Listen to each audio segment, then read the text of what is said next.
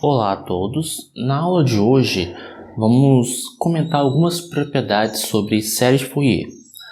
Então, o primeiro teorema que nós temos aqui, o teorema da aula de hoje, diz o seguinte: se você considera f e g duas funções que possuem uma representação por série de Fourier, aqui sempre quando falar dessa maneira, a priori trabalhar no intervalo de menos π até π.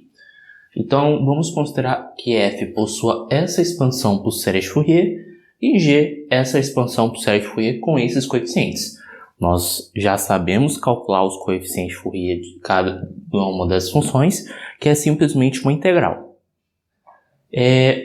Qual é a conclusão que nós temos? É que se você quiser calcular a expansão por série de Fourier da função f mais g, é possível. Basta você somar os respectivos coeficientes.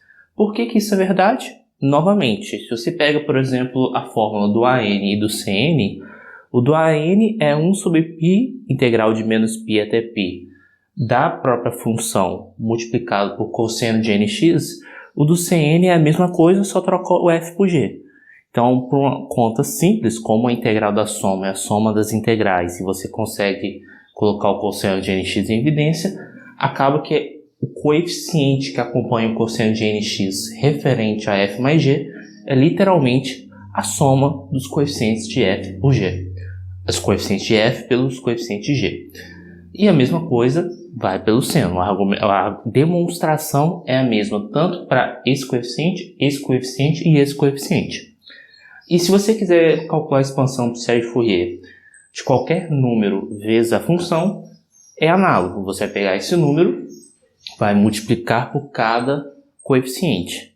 Então, isso aqui é meio que esse teorema está te dizendo o seguinte, que os coeficientes da série de Fourier, ela tem a propriedade da linearidade. Em outras palavras, soma de coeficientes seria o coeficiente, você somar os respectivos coeficientes, e na hora de você fazer alfa vezes a função, é simplesmente fazer alfa vezes os coeficientes. Com isso, nós podemos resolver um exemplo. Encontre a série de Fourier da função f de x igual a x mais π, se x pertence a esse intervalo, de modo que a f seja 2π periódica. Então, eu esbocei aqui o gráfico da f, né? Isso aqui é uma reta. Então, no intervalo de menos π até π, ela possui essa propriedade. Lembrando que a bola fechada é para x igual a menos π, bola aberta para x igual a π, porque em π ele vale zero, justamente porque você usa essa propriedade aqui, no caso particular onde x é igual a menos π. Então, troca o x por menos π, aqui vai ficar o quê? Que f de π é igual a f de menos π. Você faz Ctrl+C, Ctrl+V aqui, Ctrl+C, Ctrl+V aqui. O que acontece? Essa função aqui não é nem uma função par, nem uma função ímpar. Então, se a gente fosse calcular a expansão por série de Fourier, a gente tem as fórmulas e ia dar tudo certo. Só que a gente pode utilizar o teorema anterior e decompor essa função como soma de outras duas que são mais simples. Então, nesse caso, eu estou dizendo que a nossa função f de x ela pode ser vista como a f1 mais f2, aonde a f1 de x é só o x e a f2 de x é só o π. Quando você faz essa decomposição, ou seja, você olha para f1, a f1 é uma função ímpar, a gente já fez esse exemplo nas aulas anteriores, e a função f2 é uma função constante, que a representação por série de Fourier é ela mesma, porque aí no caso o a0 sobre 2, o valor de a0 sobre 2 seria a própria constante, e os outros coeficientes seria tudo zero.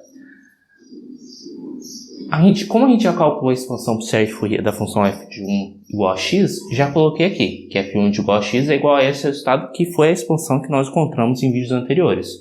Então, conheça essa expansão pelo teorema que nós enunciamos anteriormente.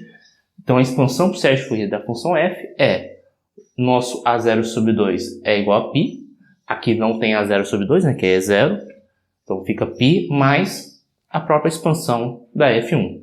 Então, qual é a beleza, vamos dizer, desse teorema, né? O teorema que nós enunciamos no início da aula?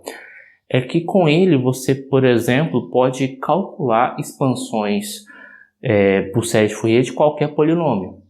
Basta você primeiro calcular a expansão de série Fourier da função x elevado a n, e aí o n vai depender muito do polinômio em si, e depois usar a linearidade dos coeficientes. Então, como a gente já fez, por exemplo, para f de x igual a x e f de x igual a x ao quadrado, para qualquer função quadrática, agora é só fazer as combinações lineares devidas. Então, essa é a expansão por série de Fourier da nossa função f. Espero que tenha ficado claro. Qualquer coisa, estou à disposição e até a próxima.